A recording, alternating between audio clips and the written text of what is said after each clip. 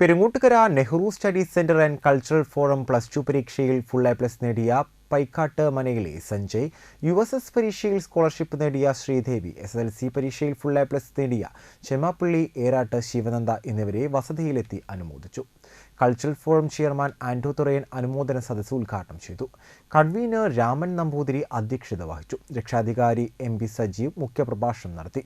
Treasurer Pramod കണിമംഗലത്ത്, Haridasan ചെമാപ്പള്ളി എന്നിവർ സംസാരിച്ചു. അപ്പോൾ എല്ലാവിധ വിജയങ്ങളും ആദ്യമേ ആശംസിക്കുന്നു.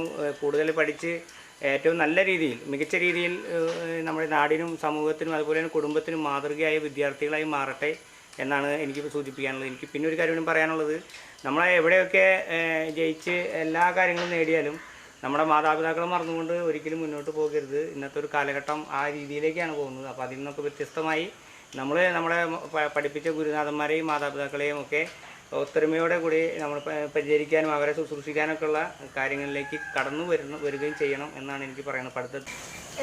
പഠിപ്പിച്ച മാതാപിതാക്കൾക്കും പിന്നെ സപ്പോർട്ട് ചെയ്ത് കൂടെ നിന്ന് അധ്യാപകർക്കും പിന്നെ ഇതിന് ഇങ്ങനെ ഞങ്ങൾക്ക് ഇൻസ്പയർ ആവാൻ വേണ്ടിയിട്ട് ഇങ്ങനെ അവാർഡ് തന്ന നെഹ്റു സ്റ്റഡീസ് സെൻ്ററിനും നന്ദി പറയുന്നു.